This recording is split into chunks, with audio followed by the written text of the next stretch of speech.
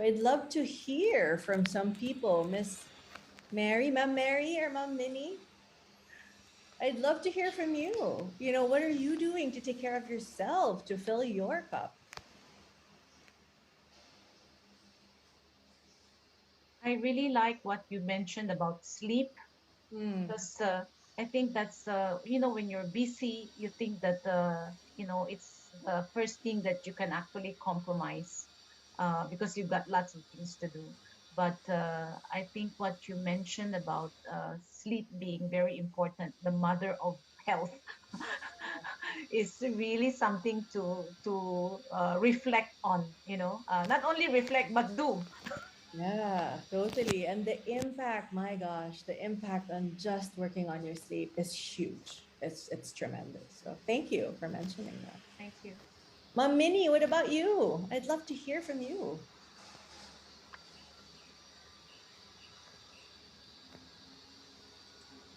Hi. How do we manage our stress? Yeah, how are you taking care of your mental well-being in these times? I think, yeah, we do. All of us have stressful jobs, but I guess we need to be um, determined to stop for a while. Give yourself a break. Yeah, Maybe 5 or 10 minutes. Go away from the desk. yeah. Breathe fresh air. I mean, I do that. I breathe fresh air. Um, Go have a drink, or just go away from your computers because that's work and that's stressful work sometimes. So I think that's one of the ways that I do it. So then I'm back up. Okay, we can do it. It's kind of spirit. So I yeah, love that. So taking little mini breaks. yeah, yeah. And, and I'm also hearing the importance of being kind to yourself and Mm. putting yourself first. So I love that. Thank you. Hi, May Macario. I You know. knew I was gonna call you, right? For my I so I was. How do I take care of myself? Yeah, to be honest, sleep. In fact, I have supplements support me with my sleep. But also now, the one thing that I've added, which I've learned from the course, when I was breathing, taking a pause, is that really sleep. As much as I would like to say it's an exercise, really sleep makes a lot of difference, even for my performance, my Totally, mood. Sleep. totally, totally. Hmm. That's so great. Thank you. And I love how everybody like really jumped on sleep because I'm a huge proponent of sleep. So, so, so important. Thank you for sharing. So let's get back to our slides. So, what are the things? Excuse me, I'm coughing a bit today, so I apologize. So, let's take a look at this. How can we actually clear our mind of mental chatter? What is it that we can do for our mental well being in order to support ourselves? First of all, it's remembering that you are not your thoughts. Okay, you are not your thoughts. Very important. Being able to distance yourself between you and all of that annoying, anxiety inducing, thrilling, boring thoughts. It strengthens your ability to really focus, your attention. It builds your self-awareness and your reaction to stressful situations. Okay. I love this mnemonic. And if there's something I would love for you to take away, this is one of them. Develop AAA rated mind skills, which is attention or your presence, being in the moment, awareness, and acceptance. Because if we keep on focusing on the things that we cannot control, we really are going to drive ourselves into anxiety and stress and burnout.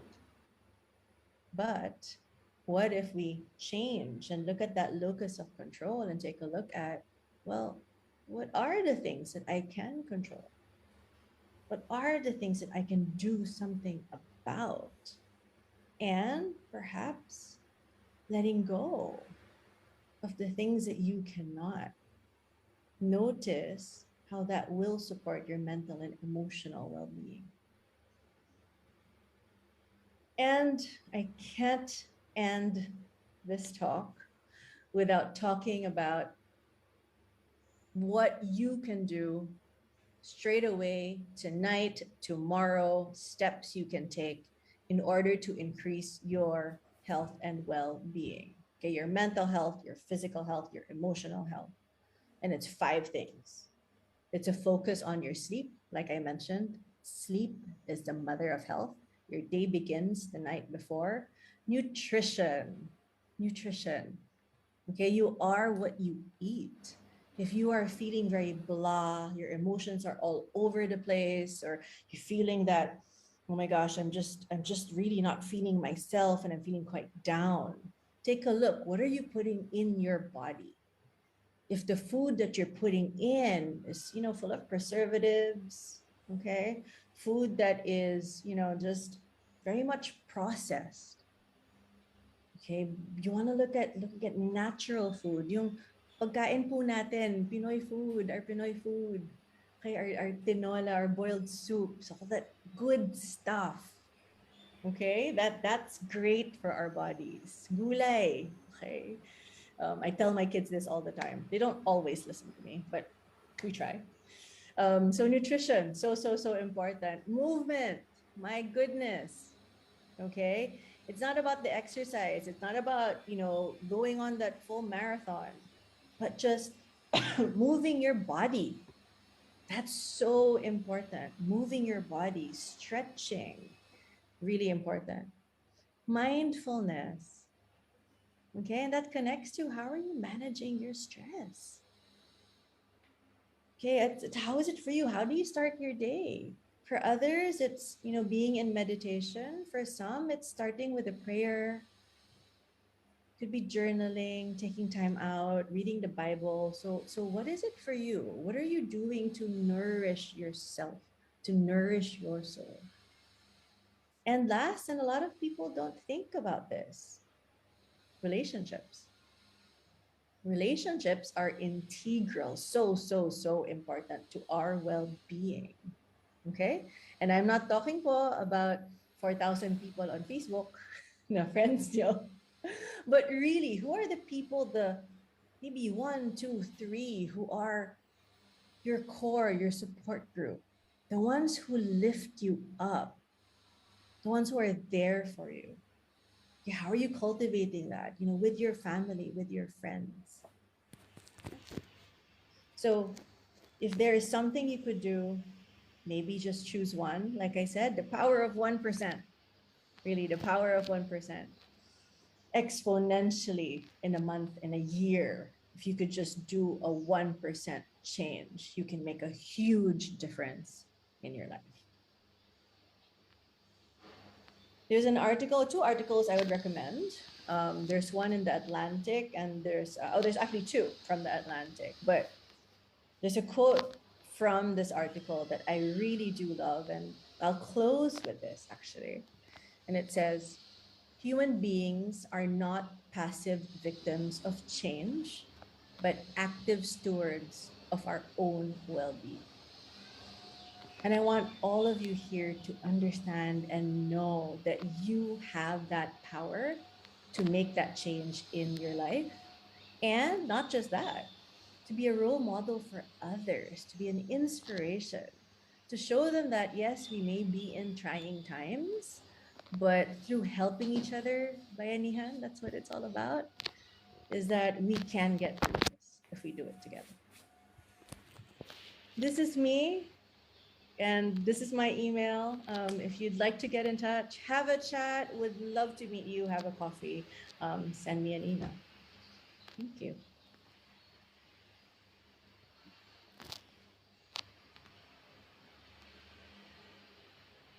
Thank you, Mom Minnie. Thank you, Mariette, Mom Mary. Thank you.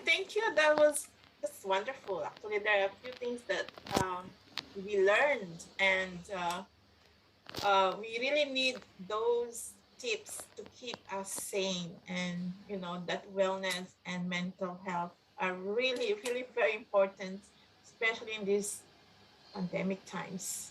Um, I've for those in the Zoom chat, please feel free to send your questions. Also, those in the Facebook, if you are watching, We're having it live streamed. Just feel free to send your questions to Dr. Kat, and she will give you a very inspiring answer, I'm sure. So, after there's one here, it's not a question, it's a comment. It's Tere Fremeza Ereno. She said, Doc, I manage my stress to talk to my family in the Philippines or my apo. Yes. And inhale 3 times deep and exhale. So that's what she said is one way of her dealing with stress. Yeah, I love that. Definitely. I love that, she mentioned the breathing, taking an inhale, taking an exhale. A lot of us, when we're stressed, we hold our breath. We don't even breathe. We don't notice it, but we hold our breath. And then we wonder, all of a sudden, our blood pressure goes up. We're feeling dizzy, or, we just start not feeling well. But notice also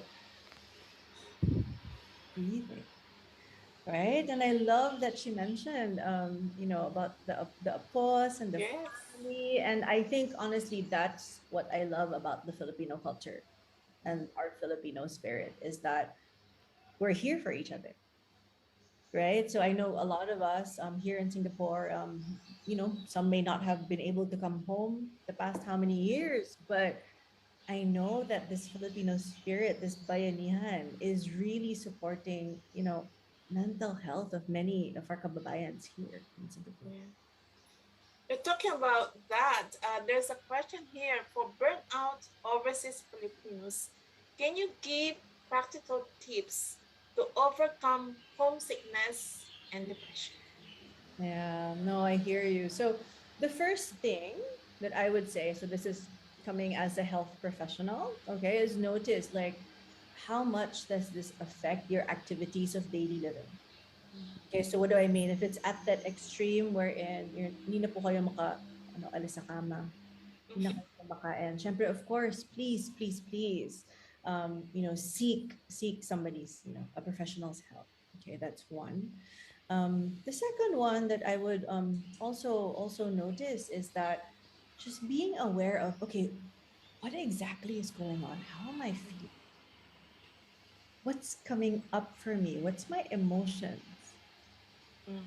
Okay, it's I think a lot of people don't take that time to pause and reflect. Just pause and reflect and see, "Nasaan na ba ako today? Burnout na ba? Gaano katagal na?" So is it are you are you overly stressed or are you overly committed? That's also two very different things, right? Is it that you cannot handle what's going on for you? It could be an overwhelm. Also, on the other hand, it could be, okay, ang dami talagang pinapagawa sa akin, hindi ko siya magawa. In a regular amount of time. So taking a look at that is so important. And the other thing I would say is, of course, aside from the modifiable lifestyle factors, that's really going to help you is who could you speak to Mm. that can support you.